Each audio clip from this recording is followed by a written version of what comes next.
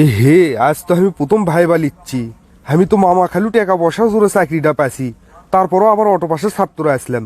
আমি আবার কিভাবে ভাইবা নেবো? আইলাম তো ভাইবা দেবার, জীবনে আমি ব্যবহারিক পরীক্ষার প্রশ্নের উত্তর দেইনি, আর চাকরি ভাইবার উত্তর ক্যাঙ্কা করে দেবো। আচ্ছা, আপনি তাহলে প্রথম ক্যান্ডিডেট। তা পড়াশোনা কত দূর করছেন? বেশি দূর লয় স্যার, বাড়ির কাছেই প্রাইমারি হাই স্কুল কলেজ আসলো, তাই বেশি দূর পড়বে যাওয়ার লাগেনি। আরে এই দূর সেই দূর না, আমি আপনাকে পড়াশোনার কথা কইছি।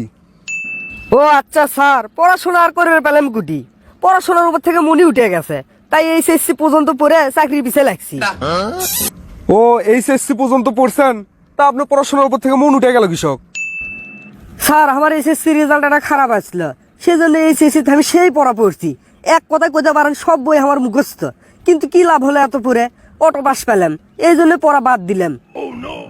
এ হে, কয় কি সব বই মুখস্থ? আমি তো জীবনে একবার করেও বই দেখিনি। এখন প্রশ্ন ধরা তো মুশকিল, আমারই ব্যান ভুল ধরে। দেখি, প্রশ্ন তো মুখস্থ করে আসছি, ধরি এক এক করে। আচ্ছা, তাহলে প্রশ্ন ধরা যাক। ঠিক আছে স্যার, ধরেন। আচ্ছা, কোন তো নবাব সিরাজ যুদ্ধ হলে কোন যুদ্ধে মারা যান? স্যার শেষ যুদ্ধে। সে যুদ্ধ মানে? স্যার নবাব সিরাজউদ্দৌলা যে যুদ্ধে মরে গেছে, তারপরে তো আর সে কোনো যুদ্ধই করেনি, তাই তিনি শেষ যুদ্ধেই মরে গেছে। আচ্ছা ঠিক আছে, এবার ইংরেজি কোন তো মৌমাছিক ইংরেজিতে কি কয়? স্যার খালি মৌমাছি, আমি তো মৌমাছি 14 গোষ্ঠীর ইংরেজি জানি। আচ্ছা তাহলে কোন তো? স্যার বি মানে মৌমাছি, আর বিবি মানে মৌমাছির বউ, আর মৌমাছির স্বামী কয় হ্যাবি। তারপর মৌমাছি দুই প্রকার, এক যারা বুদ্ধিমান তাগরক মেধাবী কয়, আর যাগর বল বেশি তাগরক বীর কয়, আর 8টা বীর মৌমাছি একটি হলে বিরাট কয়। বাহ, খুব সুন্দর কভার পান তো আপনি। পরের প্রশ্ন, আচ্ছা কোন তো পানির সংকেত কি? Sir HIJKLMNO। কি রে, আমি না উত্তর দিকে আসছিলাম, উত্তর না ই এত বড় কয় কে? পানির সংকেত এটা? স্যার যারা পড়াশোনা কম পারে তারা H2O কয়, আর আমি তো ব্রিলিয়েন্ট ছাত্র, বুঝছেন না, ওই জন্য আমি বিশ্লেষণ করে কইছি। এর উত্তরগুলো ঠিক হচ্ছে না ভুল হচ্ছে কিছুই তো বুঝতে পারছি না। দেখি বইয়ের বাইরে থেকে আনা প্রশ্ন ধরি, তাহলেই বোঝা যাবি। আচ্ছা, এবার সাধারণ জ্ঞান কোন তো ডিভোর্সের জন্য দায়ী কোন কারণ? অপশন এ ঝগড়া, অপশন বি অবিশ্বাস, অপশন সি অভাব। স্যার এটাও লয়, ডিভোর্সের প্রধান কারণ হলো বিয়ে, বিয়ে যদি না হয় তাহলে ডিভোর্স হবি কেঙ্কা করে? কে রে, ঠিকই তো কছে, তাহলে বেন সব উত্তর ঠিকই দিছে।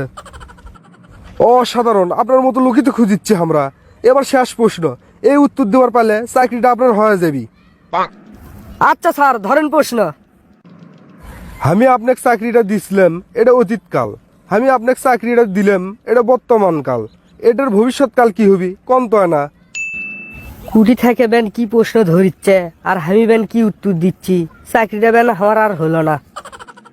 স্যার শেষ প্রশ্নটা কঠিন ধরলেন, এনা সহজ প্রশ্ন ধরা যায় না? না না, কোনো প্রশ্ন পরিবর্তন করা যাবে না।